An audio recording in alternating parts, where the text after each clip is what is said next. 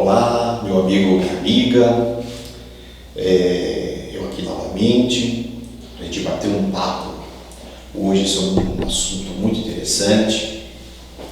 Para aqueles que não me conhecem, eu sou o Valmir Cardarelli, eu sou diretor da Academia Escola de Filosofia Livre, estamos sediados aqui em São Bernardo do Campo, e de antemão já deixo aqui o convite para todos aqueles que quiserem nos conhecer, assim que, logicamente, passar aí toda essa questão aí da pandemia, as nossas portas estarão abertas.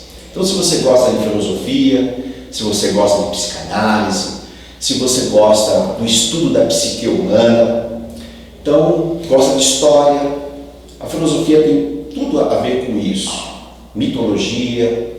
Então, dê aí o seu like, se você for gostar realmente do nosso bate-papo aqui, da nossa aula, o assunto de hoje. Se inscreva no canal, aquele que não tiver ainda inscrito, indique isso para os amigos, para que a gente possa tornar esses assuntos públicos diante de uma humanidade que está vivendo uma vida tão medíocre.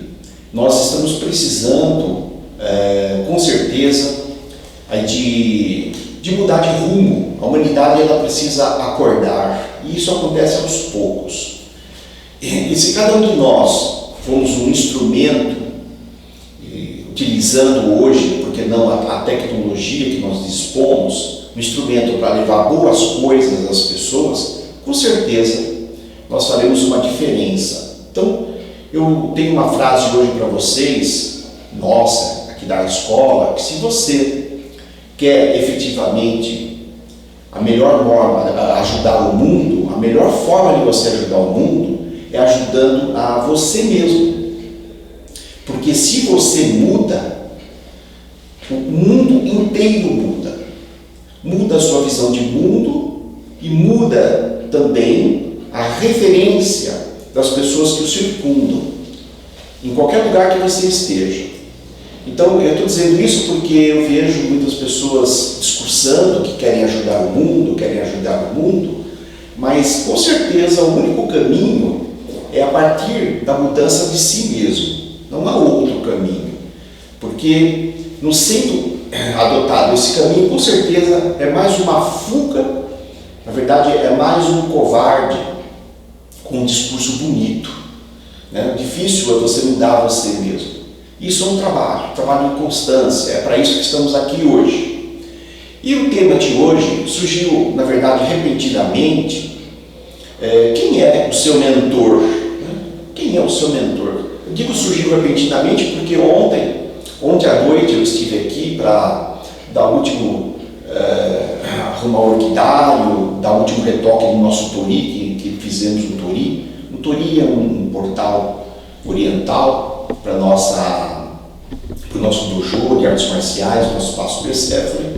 Então, batendo um papo ontem com um aluno, Vinícius, ele estava aí e me perguntou, falou, Valmir, como que funciona essa questão do mentor?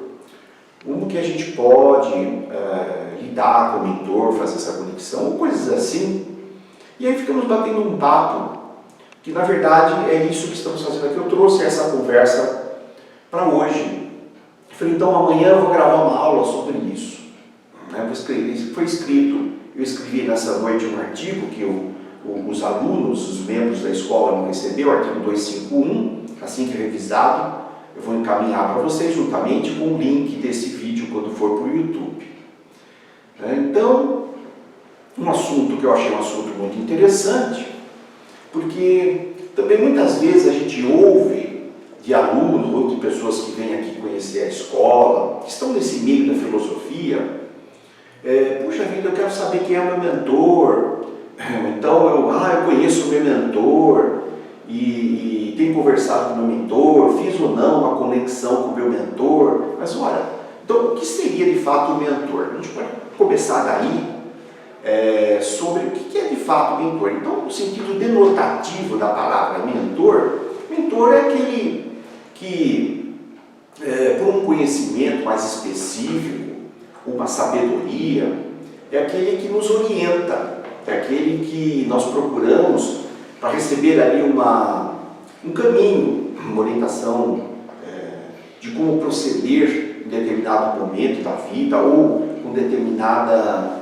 profissão. Pode ser, por exemplo, você pode ter ali um mentor profissional. Se você é um engenheiro, por exemplo, um arquiteto, talvez você tenha por referência aí o Oscar Niemeyer, dá uma ideia, né?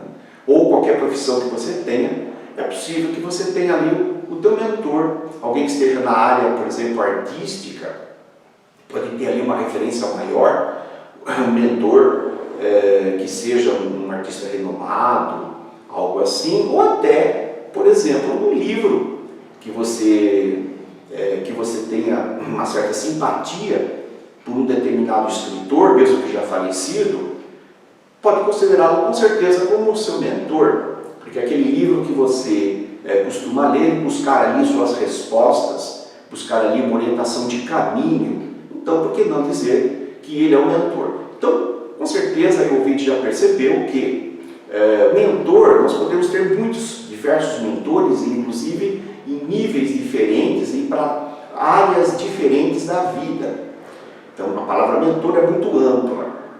No entanto, eu quero frisar aqui a necessidade de nós termos, sim, a necessidade de ainda, nesse atual estágio de desenvolvimento humano, nós temos a necessidade de um mentor, porque um mentor, num primeiro momento, ele já significa uma referência, é uma referência a qual nós estamos buscando, nós precisamos de referência, porque a referência, ela nos ajuda a nos posicionar onde de fato nós estamos, porque se você não tem referência, se você perde a referência, você já acaba perdendo a própria noção de você mesmo, e a noção de tudo.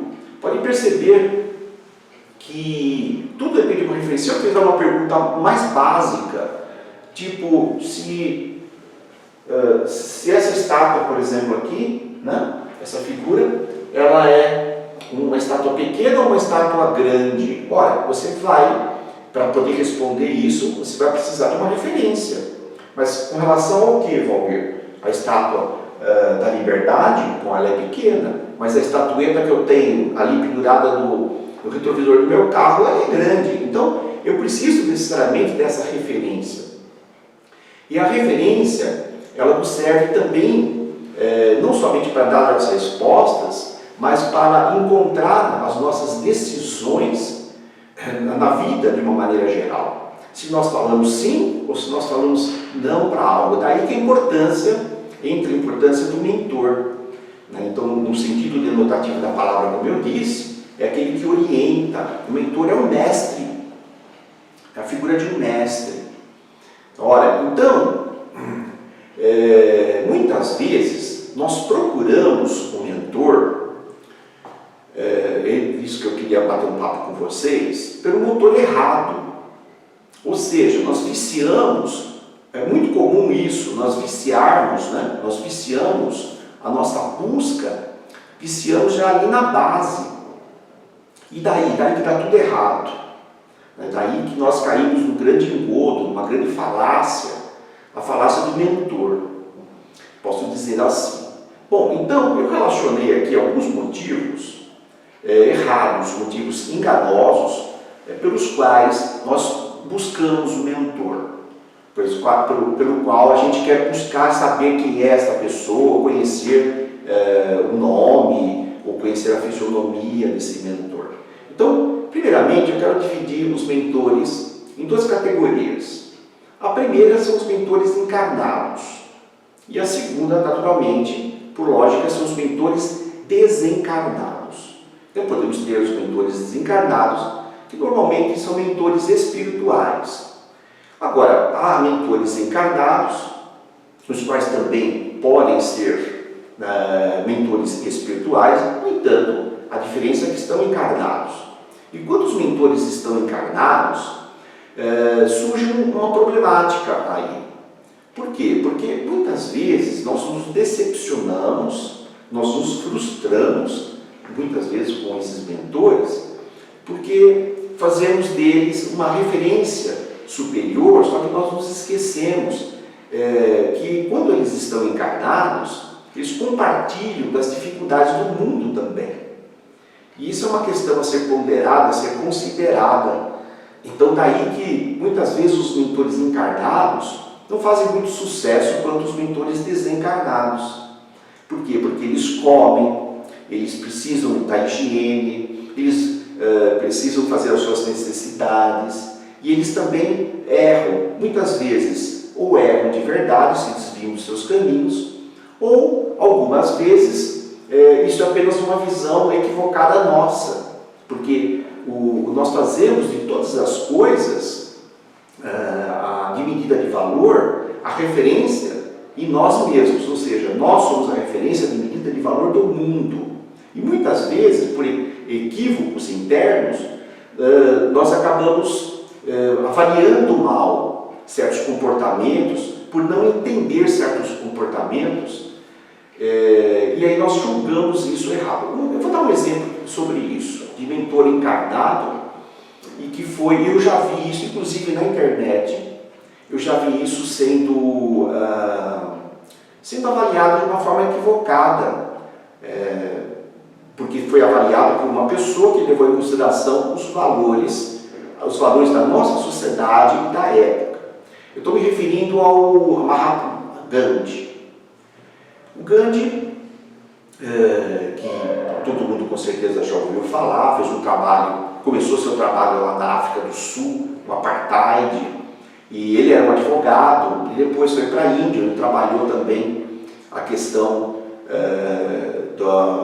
da independência da Índia, porque até então, na época, a Índia era uma colônia, vamos dizer assim, uma colônia da Inglaterra, então havia uma interferência, e ele lutou, fez um trabalho maravilhoso para conseguir essa independência da Índia.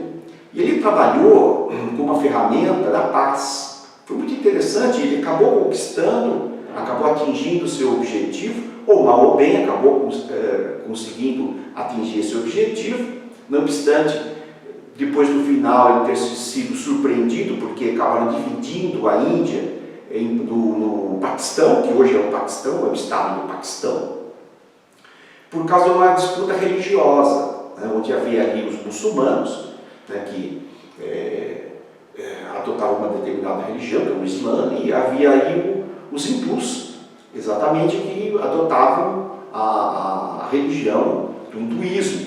Então havia essa briga religiosa, etc. Então ele acabou fazendo esse trabalho. Portanto, algumas peculiaridades da vida dele não são compreendidas, porque são avaliadas erroneamente.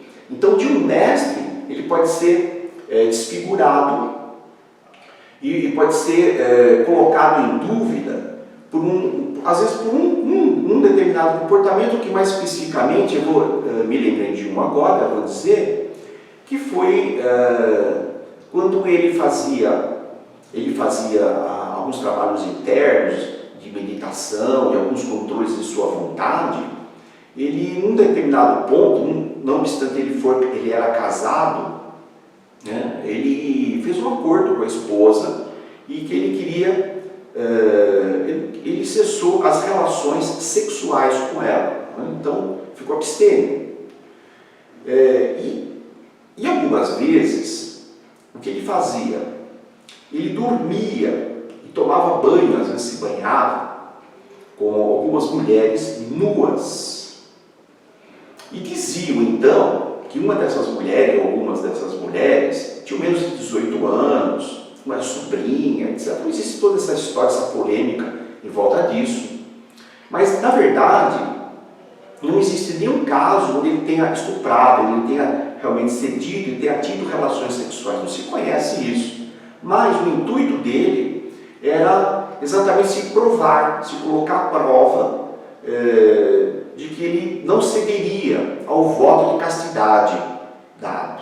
Ou seja, na verdade, isso era uma questão, na época, isso dos valores da época, para o hinduísmo, era uma questão mais pessoal dele e que não envolvia efetivamente nenhum crime nisso. No entanto, esse comportamento, visto aos olhos ocidentais, principalmente pela sociedade de hoje, onde nós temos diversos crimes tipificados com relação a estupro ou com relação a relações com menores, né, é pouco compreendido isso. Então eu posso pegar isoladamente essa situação e denigrir a imagem de um mestre ou de um mentor espiritual. Isso pode acontecer. Então nós precisamos tomar muito cuidado com isso. Ou seja, na verdade, os mentores que estão encarnados, eles acabam tendo esse desfavorecimento, enquanto que os mentores já desencarnados já têm uma posição consolidada. Como eu posso pegar, por exemplo, né, a vida de Jesus, que pouco se conhece, um dos maiores mentores espirituais da humanidade, principalmente falando aqui do lado ocidental do mundo, né? Pouco se conhece, né? O que se conhece foi pincelado do melhor, na verdade, do melhor da vida dele, do melhor que se conhece dele, como tantos outros mentores espirituais, né? Bem, é importante fazer essa diferenciação, porque isso vai embasar uma relação saudável com os nossos mentores. Porque, como eu disse, nós podemos inclusive ter mentores encarnados, mentores físicos. Isso tem um lado positivo que eu considero muito bom. Um lado positivo seria você poder conversar com esse mentor, conversar com o autor daquele livro, com o autor daquela determinada frase, o autor daquela determinada aula. Você pode, conversando com ele, trocar uma ideia. Ou seja, o mentor encarnado, ele, na verdade, ele é ativo com relação a isso, né? Você consegue contracenar com ele. E isso tem um valor muito grande, com certeza. Agora, não, logicamente, desvalorizando os outros, porque o valor de um mentor desencarnado é também imenso, principalmente quando você consegue estabelecer uma conexão real, uma conexão efetiva com esse mentor. Bem, então, feita essa diferenciação, vamos aí então a alguns pontos que eu quero comentar aqui sobre motores equivocados pelos quais nós procuramos mentores.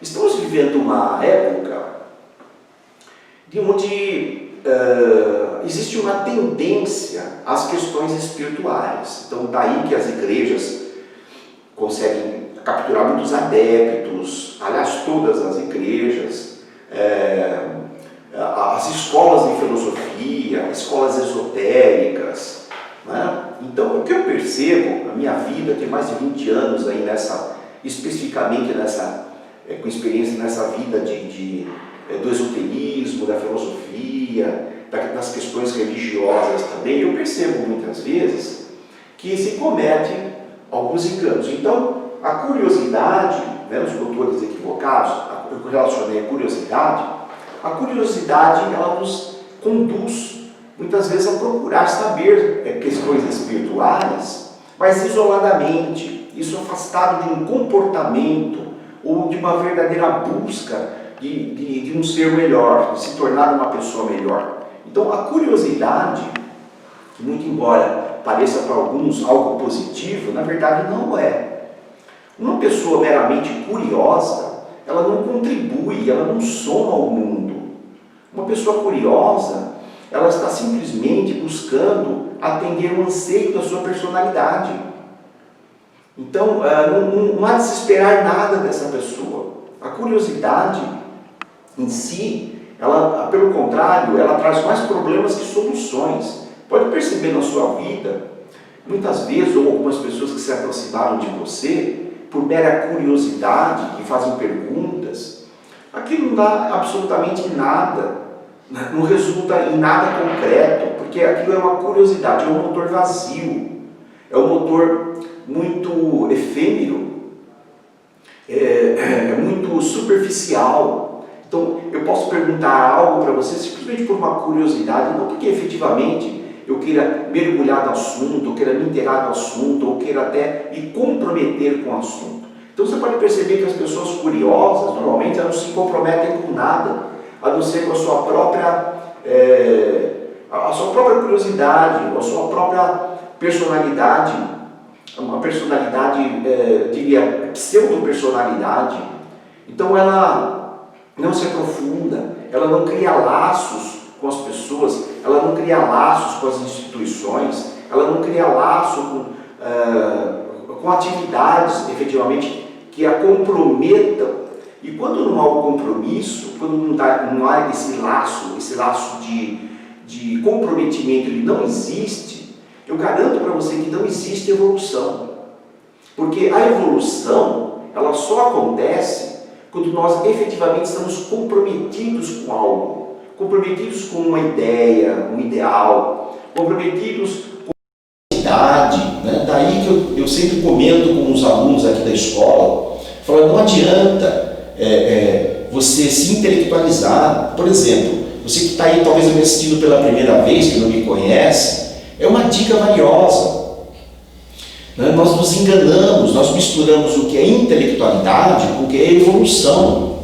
O intelecto, ele é importante sim no primeiro momento. Por exemplo, para assistir uma aula, você está compreendendo o que eu estou falando, você está fazendo uma análise racional. Isso é importante, claro, é muito importante. No entanto, isso não é suficiente. Para que você consiga efetivamente uma alquimia interior, você precisa colocar as mãos na massa. Você precisa se comprometer, são os compromissos certos. Nós precisamos comprometer com as instituições certas, com as causas certas. E é esse compromisso, essa ativação, que efetivamente vai possibilitar uma alquimia interna.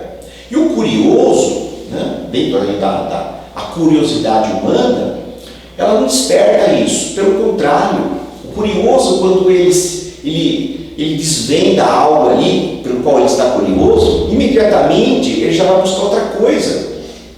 Imediatamente ele já busca a novidade, né? Eu sou o buscador de novidades. E eu percebo também isso como um comportamento, até na própria internet. A pessoa busca coisas, mas amanhã eu vou me inscrever em outro canal, eu vou fazer isso, tal, e só fica nisso, não sai nisso. Por quê? Com certeza, pode se tratar de um mero curioso. Então a curiosidade, ela de fato não é uma virtude, ela não é uma ação produtiva, né? O mundo não precisa de curiosos, o mundo está precisando de pessoas que se comprometam com causas nobres, pessoas guerreiros, né? Pessoas que assumam responsabilidades. Eu já vou falar sobre a responsabilidade mais para frente. Isso é a importância, vocês vão perceber a importância que existe do compromisso e da responsabilidade correta. Eu estou dizendo isso porque uma das coisas que eu avalio bastante no comportamento, né, porque eu sou um estudioso da psique humana, eu percebo que as pessoas, de uma maneira geral, elas fogem dos compromissos. Compromisso é como você mostrar a cruz para o demônio, né? Ele foge e não quer compromisso, porque ele está iludido pela falsa liberdade, a pseudo-liberdade. Ele acha que quando ele assume compromisso, ele, no fundo, vai perder tempo, vai ser restringido no seu tempo. Então, o raciocínio infantil, ele vai dizer, então, significa que eu perco minha liberdade porque eu assumi um determinado compromisso com a escola, eu assumi um determinado compromisso na minha igreja, eu assumi um determinado compromisso profissional. Então, aparentemente, ele se vê tolhido ali na sua liberdade. E é pelo contrário, porque é o compromisso que vai conduzi-lo a uma efetiva liberdade, que é o compromisso que vai conseguir alterá-lo internamente. E quando nós nos alquimizamos, nós nos melhoramos enquanto pessoas, nós estamos mais perto da liberdade, porque liberdade, o verdadeiro sentido da liberdade, é nós podermos agir de acordo à lei e não contra a lei. E quando eu digo lei, eu estou me referindo mais especificamente às leis da natureza, onde eu incluo as leis do homem que coadunam, que tem a ver com essas leis da natureza, porque há muitas leis humanas que servem simplesmente para regrar, né, a conduta. Eu não estou falando exatamente dessas leis específicas, eu estou falando da grande lei geral, da grande lei que rege todas as coisas, que rege a vida e a morte. Então, um curioso, ele não penetra nisso. Um curioso, ele simplesmente está satisfeito com a superficialidade das coisas. E daí que o mundo é muito superficial. As pessoas estão superficiais, os assuntos estão superficiais, as instituições estão superficiais. Ou seja, na verdade, nós vivemos uma sociedade de muitos curiosos.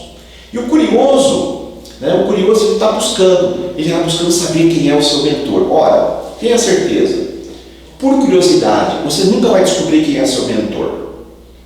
Né? O que pode acontecer é talvez você ir em uma falsa instituição esotérica ou uma falsa religião, e aí eles disserem para você: olha, parece que o seu lado esquerdo tem ali uma entidade que é o seu mentor.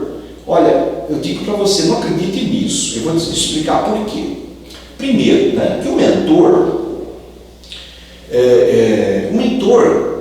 quando o mentor espiritual de verdade, esse mentor, ele tem mais o que fazer, né? Ele tem mais o que fazer do que ficar te perseguindo nas suas costas.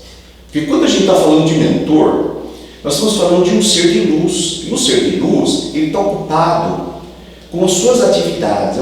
Com certeza, gente, a atividade de um ser de luz, efetivamente de luz, não é ficar atrás de você, monitorando, te tutelando, para ver o que você faz e o que você não faz, e te abençoando a todos os momentos da sua vida. Isso não faz sentido. Então, pode ser que tenha algo realmente do seu lado esquerdo, mas aí um obsessor, não mentor.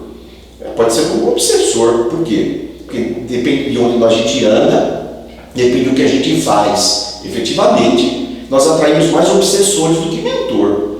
Então, mentor, dentro dessa figura que está ali à nossa disposição, como se fosse um anjo da guarda que tivesse 24 horas por dia ali com as asas abertas protegendo.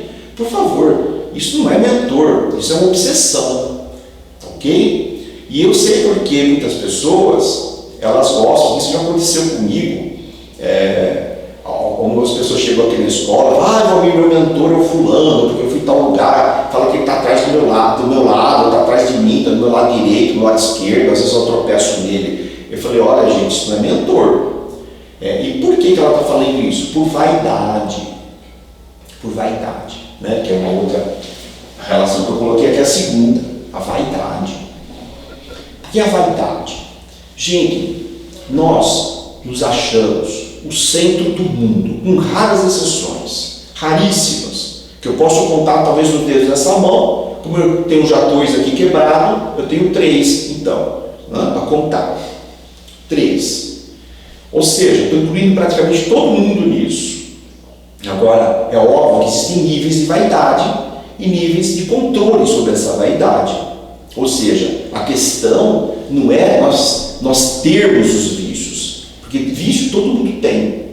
O lado escuro, nosso lado negro, nosso lado, vamos dizer assim, o nosso lado vicioso, todos nós temos. A questão é essa, a questão é como você lida, com que maturidade espiritual, com que maturidade psíquica você lida com essas problemáticas. E aí que está o ponto. Então, como nós somos normalmente muito infantis nessa questão espiritual, então quando se diz a alguém, você vai entrar em algum lugar, alguém vai dizer: olha, o seu mentor é um índio de 2 metros de altura, olha, o seu mentor é o Chico Xavier, que já desencarnou, agora é o seu mentor, ele vem atrás de você, pode te monitorar, porque não tem nada o que fazer, não.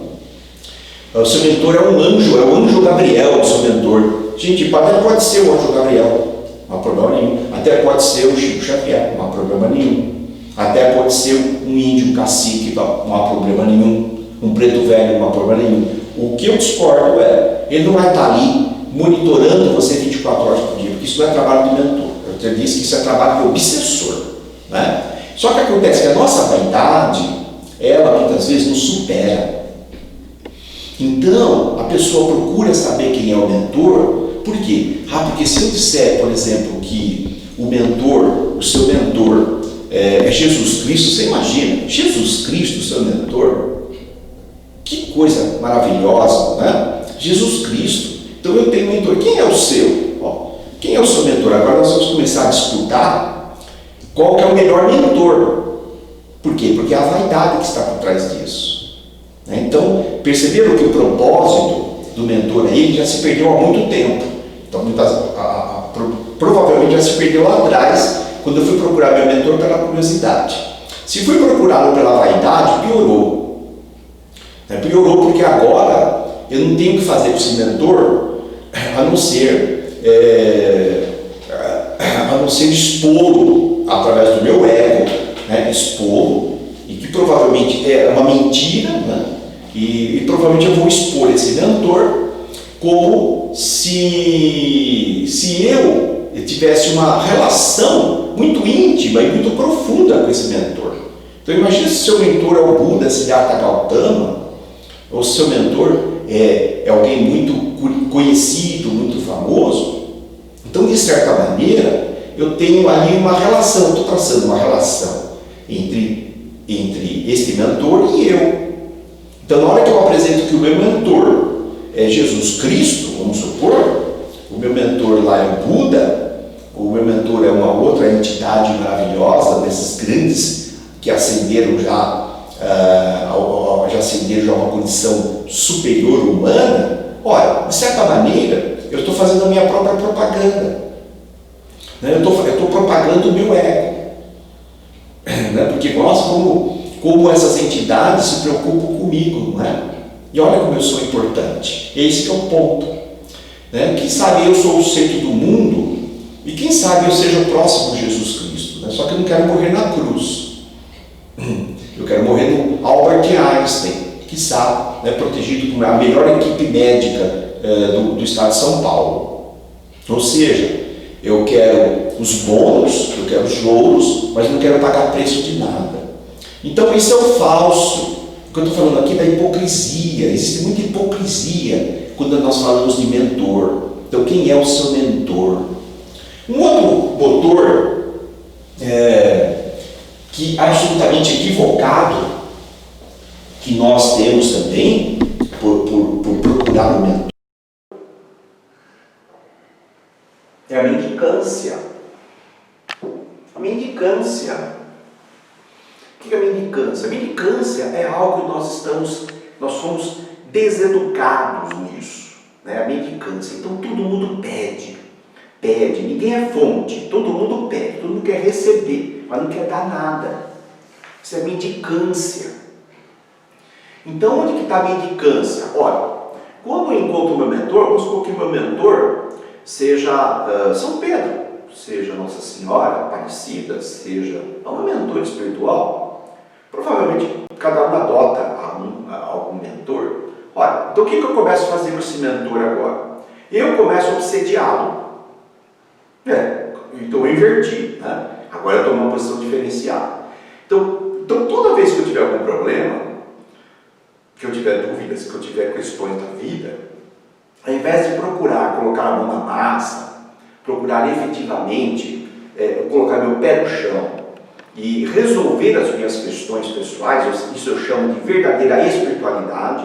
A verdadeira espiritualidade está aqui, está no chão, está nas coisas. É por isso que você está encarnado. Se fosse o contrário, você não estaria encarnado. Você estaria no mundo espiritual, um dos mundos elevados, vivendo aquela espiritualidade. Olha, então se você está encarnado, então viva a espiritualidade da maneira que o mundo te apresenta ela. E o mundo nos apresenta a nossa espiritualidade não no físico, nas questões práticas da vida, no seu filho, no seu amigo, no seu vizinho, no seu trabalho, nas questões práticas da vida, onde você se interrelaciona na sociedade. Isso é a verdadeira espiritualidade. Então observe que a mendicância, quando nós falamos da mendicância, é exatamente a fuga da responsabilidade. Nós fugimos da nossa responsabilidade me indicando. Então, pedimos coisas. Nós queremos um mentor, agora, não só para expô-lo, mas agora também para pedir para ele. Então, se meu mentor é o Siddhartha Gautama Buda, meu mentor pode ser Ramayana, olha, então eu vou pedir para esse mentor, ele que me proteja, não é? É o trabalho dele. Então, eu coloco o meu mentor para trabalhar, enquanto eu não faço aquilo que tem que ser feito. Eu não trabalho. Quer dizer, eu quero que o meu mentor faça aquilo que eu deixei de fazer. Por quê? Por negligência, por indolência, por fuga da minha responsabilidade, ou pela minha covardia. Então, covardia, o que é covardia?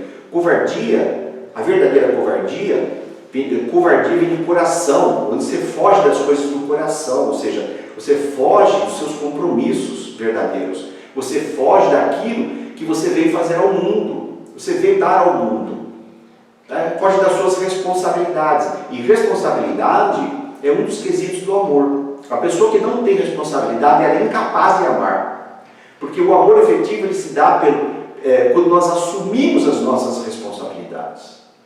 Então, como nós fugimos disso, o que nós fazemos? Nós terceirizamos as coisas com os outros. E procurar um mentor, muitas vezes, é isso que nós estamos fazendo. Nós estamos querendo terceirizar as nossas responsabilidades. E fazemos isso com Deus, fazemos isso com os santos, fazemos isso com a Nossa Senhora Aparecida, fazemos isso com os orixás, fazemos isso com os mestres, fazemos isso com os professores e etc. Eu vejo, isso é uma das lutas que eu tenho aqui na escola, onde eu evito isso. Porque senão acaba surgindo a figura do falso mestre. E na verdade isso está repleto pelo mundo, os falsos mestres. Então a figura do falso mestre, ela se dá assim, o falso mestre, ele opera no seu pior. Então, quando você começa a pedir muita coisa para ele te dá as coisas mastigadas e ele trabalha sempre o efeito, nunca a causa da questão. Por quê? Porque quando você trabalha o efeito, você mantém a pessoa ali à sua disposição, pelos seus interesses. Então, é um jogo duplo, aí onde um apoia a debilidade do outro. Então, isso não é uma relação de mestre e discípulo. Isso é uma relação doentia. É uma relação psicopática, vamos dizer assim. É uma relação de conveniência entre um e outro. Eu posso dizer, na natureza sempre tem ali a presa, e o predador. O predador e a presa. Então é uma relação de conveniência, onde você acaba assumindo o teu papel ali no teatro da vida. Porém, você dá um nome bonito para isso. Você diz, olha, eu tenho o meu mestre, etc. O verdadeiro mestre, gente, ele não se submete a isso. Ele não quer que toda hora o telefone celular dele se toque e a pessoa fique ali perguntando, e agora, mestre, o que eu vou fazer, o que eu faço na minha vida? A minha mulher brigou comigo, estou tendo uma dificuldade no meu relacionamento, e agora o que eu faço? Gente, isso é um terapeuta. Então, um mestre de verdade, um mentor de verdade, ele não se presta a esse papel. Isso, logicamente, eu estou falando de um mentor que esteja encarnado. Olha, o desencarnado muito menos, porque ele não vai poder te responder a isso. Mas o mentor encarnado, um verdadeiro mentor encarnado, um verdadeiro mestre encarnado, ele vai podar esse tipo de com certeza, até por responsabilidade ao discípulo, ele vai podar esse tipo de comportamento. Ele não vai alimentar isso. Então, se você perceber que o teu mentor, o teu mestre, eu não sei onde você está, ele alimenta esse tipo de coisa em você, essa mendicância, onde você só fica pedindo soluções, pedindo coisas, ele não te dá uma monografia para fazer, ele não te dá um artigo para você pesquisar, ele não te dá um trabalho para você fazer efetivamente, ele não chama a sua responsabilidade, não é um mentor, isso não é um verdadeiro mestre, pode ter certeza, com certeza que não é, e pode ser outra coisa, menos isso, não é?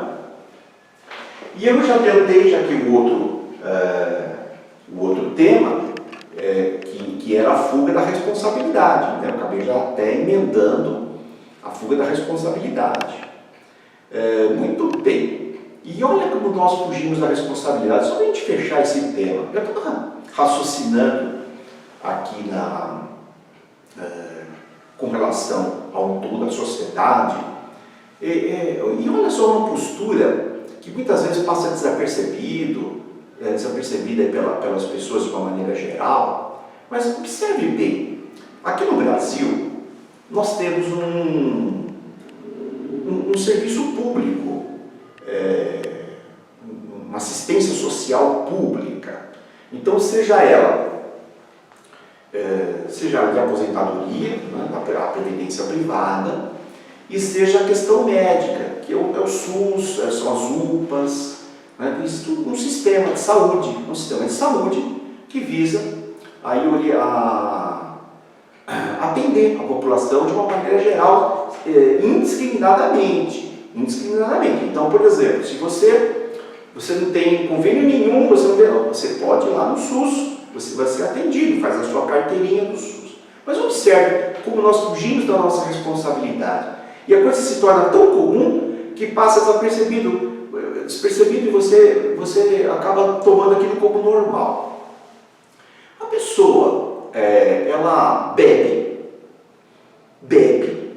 muito, né? Ela fuma e fuma muito. Ela não cuida da saúde, ela não preza por aquilo que ela se alimenta, por aquilo que ela ingere. Pelo contrário, fica noites doitada sem dormir. Aliás, a gente vê muito isso nos jovens, né? Passam de quinta para sexta, de sexta para sábado para domingo. Eu não sei como aguenta por causa da idade. Talvez, sei lá, né? Outras circunstâncias. E aí, o que acontece? Quando chega lá aos 40, se chegar, já começa a depender do sistema de saúde. E vai lá, como se o Estado tivesse a obrigação, simplesmente obrigação, de te atender gratuitamente e te dar um medicamento gratuitamente. Olha, eu estou aqui, não é para concordar comigo, mas eu estou colocando aqui um ponto que a maioria das pessoas talvez não tenham pensado nisso. É que o Estado falha como falso mestre e não cobrar talvez uma maior responsabilidade dessas pessoas. Cobrar, escuta, como você conduziu sua vida? Tá, então, como é que funciona? Você simplesmente chega aqui agora, né, com a saúde toda debilitada tal, e gastamos milhões dessa pessoa, sei lá quanto vai custar um tratamento para ela, né, que não se cuidou, que não tomou as precauções, que muitas vezes até foi orientado já pelo Estado, a usar preservativo, né, a não sair com todo mundo, a se alimentar direito, essas coisas. E a pessoa simplesmente abre mão da sua responsabilidade sobre si mesmo, né, e joga a responsabilidade em cima do outro, como a gente faz com muitos médicos. Você tomou refrigerante a vida toda, tomou cerveja a vida toda, comeu lanche a vida toda em pé, o fast food. Quer dizer, é óbvio, você chega lá no médico e pergunta para o médico: e aí, doutor, o que eu tenho? O que eu tenho? Agora o médico vai mandar você fazer diversos exames, etc. E a responsabilidade está no colo dele. Ele que tem que definir, senão ele não é um bom profissional. É ele que vai ter que te curar, senão ele não é um bom profissional. E muitas vezes, quando ele chama a nossa responsabilidade, nós fugimos. E aí ele diz para você: olha, o que você precisa fazer é um regime. O regime é não comer batata frita, não comer pipoca de micro-ondas, não comer coisa gordurosa, não beber, deixar de fumar, fazer exercício, comer salada e fruta e verdura. Oh, que médico horroroso, acabou com a minha vida. Na verdade, o que ele fez foi chamar você à responsabilidade, e nós fugimos. A gente vai procurar um outro médico que talvez nos dê um comprimido, que é mais fácil, ele não exigiu nada de você. Então o que é isso? É terceirizar a nossa responsabilidade. Nós terceirizamos a nossa responsabilidade financeira com o gerente do banco, terceirizamos a nossa espiritualidade com o padre, com o pastor, com o bispo, com o chefe do terreiro, o centro de Umbanda. Isso está errado. Isso está errado. E queremos, muitas vezes, um mentor para fazer a mesma coisa, né? Para jogar a responsabilidade sobre a nossa vida no colo do mentor, né? E dormimos em berço esplêndido a partir daí. Então, tá aí, não é para concordar comigo, aliás, nada é para concordar comigo, mas é para pensar. É uma visão diferenciada, uma visão filosófica de se enxergar as coisas. Talvez, se a gente pegar algum modelo de Estado, nos Estados Unidos, por exemplo, eles não têm uma assistência médica como a nossa, aqui no Brasil, por exemplo. Se a gente for comparar, né? Nos Estados Unidos, se você adoece, você vai ter que procurar o médico particular, que é o governo particular. Se você não tiver, olha, boa sorte. Né? Não estou aqui discutindo se está certo ou está errado, porque é óbvio que se nós analisarmos o contexto como um todo, eu vou achar muita coisa errada ali, porque ao mesmo tempo que eles fazem isso, eles incentivam de todas as maneiras você comer hambúrguer e tomar refrigerante cheio de açúcar, cheio de acidulante, de corante, etc. Né? Então não estou discutindo aqui, estou defendendo os Estados Unidos, não, só que isso como modelo existe sim, e lá se chama, mas a responsabilidade da pessoa. Eu acho que não adianta muito, né? Porque eles são campeões em mortes por infarto e miocárdio, todas essas doenças, né? O AVC, etc. Mas ok. Bem, então, vamos lá. Vamos agora inverter a folha, né? Invertemos o papel e vamos dizer então, por que então que, quais são os motores sadios, os motores efetivamente bons, pelos quais a gente deve sim ter o mestre, ter o mentor, buscarmos o mentor, nos conectarmos, e como fazer essa conexão, né? Para a gente concluir a aula, vamos buscar então esse caminho, vamos bater um papinho sobre isso. Bem, uma das questões, né, é a referência. Como eu disse, a gente sem referência não é nada. Nós sem referência estamos perdidos. Aliás, abre aspas, percebam como dentro do sistema de manipulação que nós vivemos, uma das primeiras coisas que se faz é tirar as referências das pessoas.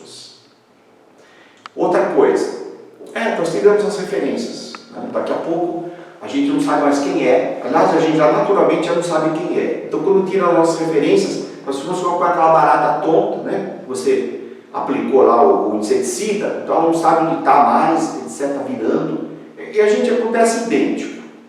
Nós perdemos, já não sabemos quem somos, agora menos ainda, porque perdemos a nossa referência do que é um verdadeiro ser humano. E aí? E aí nos colocam referências tortas, distorcidas. Então pode perceber que a maioria dos jovens, hoje, eles têm uma referência muito desvirtuada.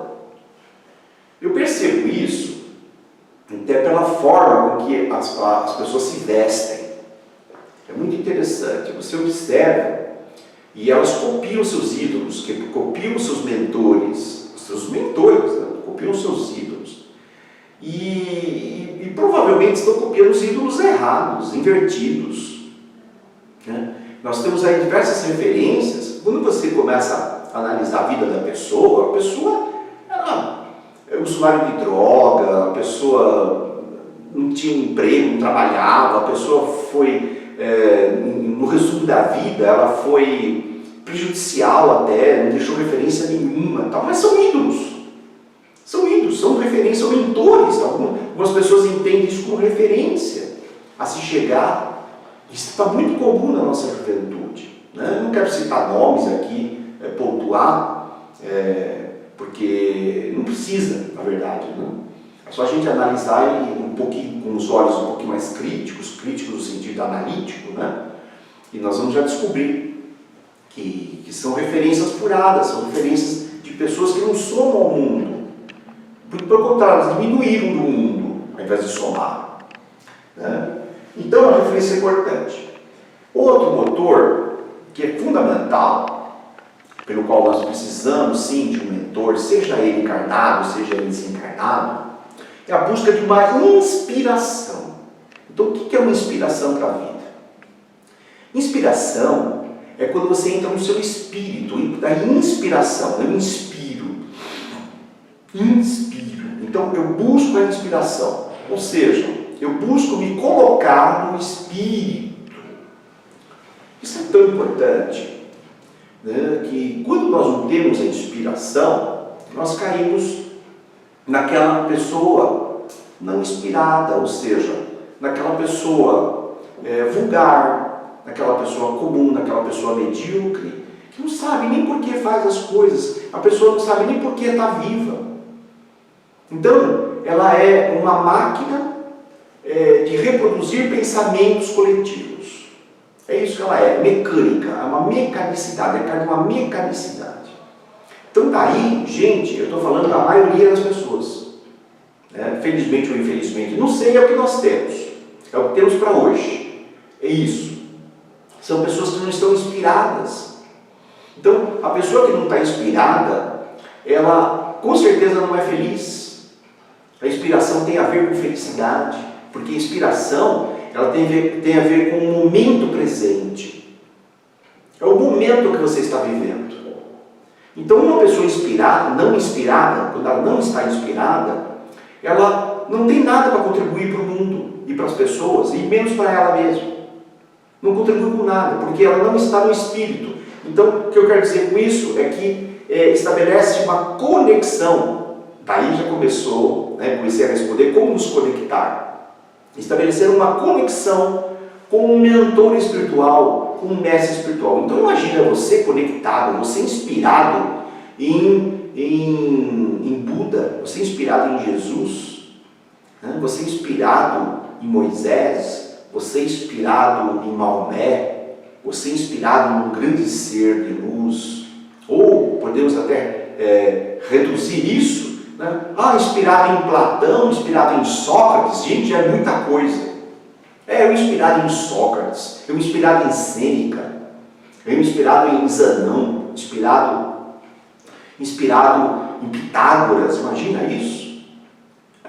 Inspirado então significa, eu estou em conexão de espírito, eu estou no espírito, então eu estou no presente, eu estou no aqui, estou no agora. Eu supero, quando eu inspirado, eu supero até a questão do tempo e do espaço. E quando eu supero isso, eu crio uma ligação profunda com o meu mentor. É daí que vem a inspiração. Então eu não vou me inspirar para fazer a conexão. Pelo contrário, eu me conecto e me inspiro. Depois eu retroalimento isso. Então eu crio uma mão, uma estrada de dupla mão. Mão dupla, não é? Mão dupla. Então aí tanto vai quanto volta. Porque eu começo a entrar num processo de retroalimentação. Imagina o seguinte, é como um motor de um carro. Quando você vai ligar um carro, se você não tiver um motor de arranque, que é um motor elétrico, você não consegue fazer a ligação do motor a combustível. Seja seu carro a álcool, seja seu carro a gás, seja seu carro a gasolina, seja seu carro a óleo diesel. Você não vai conseguir dar a partida. Por quê? Porque o motor está pesado. Então imagine um carro a óleo diesel, quando você vai dar a partida, gasolina, você dá a partida, você não tem a combustão, você não tem o processo inercial. Aliás, você tem inércia ali, mas você não tem um movimento inercial. Então você precisa criar um primeiro movimento. Esse primeiro movimento se dá através de uma coisa chamada motor de arranque. Eu estou falando aqui da mecânica, mas a mecânica se aplica à filosofia. Motor de arranque. Então o motor de arranque é elétrico. Então se a bateria do teu carro não estiver boa, você não vai conseguir dar a partida. Então, quando você dá a partida, o motor de arranque faz o primeiro movimento, aí sim que começa o movimento então sequencial inercial pela combustão da gasolina, que seja, né, da gasolina. Quando ela cria combustão, você tem a questão da vaporização, do vapor, etc. Aí é uma questão técnica. Mas só para você entender que a conexão com o mentor funciona da mesma maneira. Você precisa de um ponto inicial. Você precisa de um motor de arranque. Então, esse motor de arranque, já vou falar qual é. Vamos lá. Para a Como conectar-se ao seu mentor? Agora eu vou falar do motor de arranque. Como fazemos isso? Não é? O meu mentor está olhando para mim. Não, isso é ilusão, gente. Isso é hipocrisia. E ele me protege. Não protege coisa nenhuma. Lamento decepcioná-los. Mas como eu disse, eu posso estar errado. Não estou, mas posso estar errado. Ele não vai te proteger se você não se proteger. É por isso que eu estou afirmando isso. Porque é a lei. A lei. Eu disse no começo desse bate-papo, dessa conversa, dessa aula, chame como você quiser. A melhor forma de ajudar o mundo é primeiro você ajudar a si mesmo. Então, observe, mentor nenhum para te ajudar se você não se ajudar. Ele não pode fazer isso porque ele te ama. Se ele não te amasse, ele ajudaria. Então ele te ama. Então o que ele faz? O seu mentor. Ele não vai fazer as coisas por você, como nenhum mestre de verdade faz a coisa pelo outro, ou nenhum pai e nenhuma mãe de verdade faz a lição de casa pelo filho. Então o que ele vai fazer? Ele vai gerar oportunidades. Então amar é oportunizar o outro. Então é isso que o mentor faz. E ele não é um mentor exclusivo teu. Então todo mentor, você imagina, eu sei qual é o meu mentor, minha mentora, né? Mas eu sei que ela não é mentora só do Valmir. Muito pelo contrário, ela é mentora de uma série de outras pessoas, com certeza, não tenho dúvida disso. Então, o que ela faz?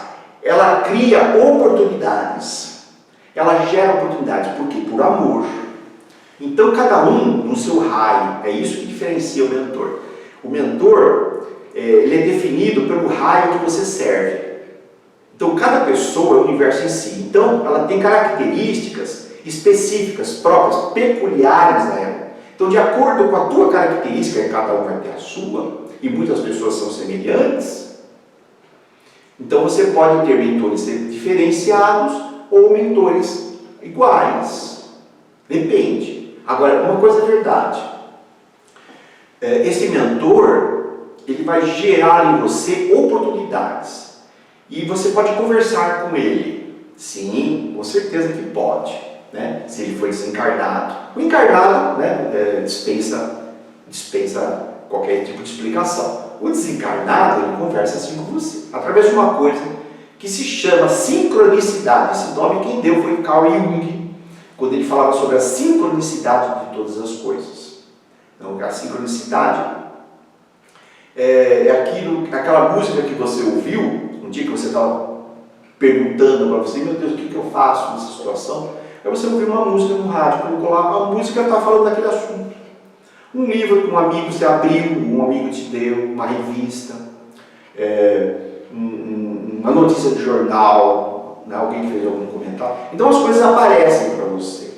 E daí depende de você. Depende de você estar alerta. Depende de você, simplesmente de você, ouvir e enxergar as coisas. Então, daí que é importante a gente não ser superficial.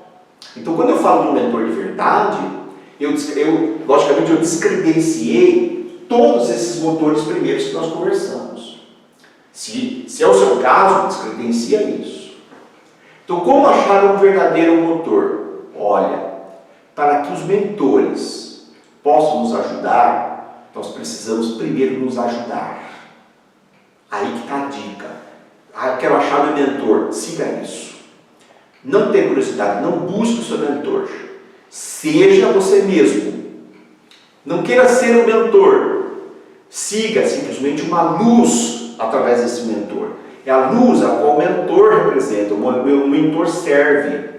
E daí o grande erro, muitas pessoas, quando elas arrumam um mentor, por exemplo, encarnado, o mentor, o mestre encarnado, o mentor, o que ela faz? Ela começa a seguir a pessoa, e ela não segue a luz, é o caminho. Imagina que você está numa estrada e tem alguém na sua frente, que é o seu mestre, o seu mentor. Então vocês estão caminhando, sentindo ao sol, a luz. De repente, o teu mentor desvia, entra por ali, pelo matagal, etc. Aí você faz, quando você não está enxergando as coisas, você está seguindo uma pessoa, você também vai desviar o caminho e vai entrar atrás do mato atrás dele. E pode ser que ele vai se jogar na cachoeira do abismo e você vai atrás. Isso é um erro. Né? Por quê? Porque você estava pelos motores errados. Pelo motor certo, isso não vai acontecer. Né? Por quê? Porque vai depender de você desenvolver a sua vibração. Você desenvolver o que você pensa, desenvolver o seu corpo mental, desenvolver as suas emoções. Ou seja, abrace as coisas elevadas. Fiscalize-se, monitore-se com relação ao que você pensa, monitore-se com relação ao que você fala, monitore-se principalmente com relação àquilo que você faz. Eu estou cansado de ver pessoas, por exemplo, falar mal do governo, falar mal do presidente da república, falar mal do governador, falar mal do prefeito, falar mal do deputado XYZ. Às vezes eles até têm razão. No entanto, quando você olha o comportamento, a pessoa se inscreveu lá na ajuda do Bolsa Família, lá na ajuda momentânea lá dos R$600, sendo que ela não precisava, ela não teve redução no salário dela, ela conta com outras fontes de renda, só que ela esconde essas fontes de renda, vai lá e se inscreve para receber. Aí, que moral que ela tem para criticar o governo? Então é isso, você precisa alinhar o que você é, com o que você pensa, com o que você faz, com o que você fala. E tem que ter um certo alinhamento nisso. E aí seu mentor vai começar a te enxergar também. E você vai começar a enxergar esse mentor. Tem uma frase muito bonita, oriental, que diz assim: quando o discípulo está pronto, o mestre aparece. Ou seja, quando o discípulo está pronto, o mentor aparece. Então esse mentor não vai aparecer enquanto você não se aprontar. Essa aqui é a dica. Quero conhecer meu mentor? Não. Começou errado. Não queira conhecê-lo. Haja sobre você mesmo. Procure ser uma pessoa melhor a cada dia. Não, procure, siga isso. Aliás, a academia, a Escola de Filosofia está aberta para isso, foi fundada para isso. Nós não temos finalidade lucrativa. A gente trabalha com educação espiritual, essa educação, a verdadeira educação vem do cérebro, que é tirar e não é pôr. Não, onde a ideia é fazer brotar esse homem novo. Através do quê? Através da educação, através do trabalho voluntário, através do conhecimento filosófico, de diversas vertentes filosóficas. Através desse trabalho, por exemplo, daí que nós conseguimos então, nos tornar pessoas melhores. Ou seja, qual é a dica, o caminho? Seja você mesmo. Fiscalize-se, vigie-se todos os dias. Se todo dia você corrigir uma pequena coisa, ao longo do tempo você terá feito um trabalho imenso de autoconstrução, de alquimia em você mesmo. Mas isso é muito difícil isoladamente. Eu diria que é quase impossível. Daí que é importante você participar de um grupo, você pertencer a uma instituição, que seja uma instituição séria, religiosa, uma instituição esotérica como essa, uma escola de filosofia. Logicamente eu convido sempre aqueles que podem vir aqui na escola, ter aulas presenciais, participar dos trabalhos voluntários, ou seja, a investigação, devoção e serviço. E esse trio, um dia vai abrir as portas para que efetivamente o seu mestre, o seu mentor espiritual apareça, porque é uma cortina de fumaça. Quando nós trabalhamos, nós tiramos aquela terra, toda aquela sujeira, vamos dizer assim, na nossa personalidade. O mestre sempre esteve lá, o nosso mentor sempre esteve lá, esperando, fazendo o papel dele. O que ele não pode é avançar no túnel, é avançar. Ele avançar pela nuvem, não, isso não vai acontecer. Porque ele sabe que se ele fizer isso, ele vai estar indo contra seus próprios interesses. Ele vai estar prejudicando e vai te ajudar. Tá ok? Então é isso, não tenha curiosidade.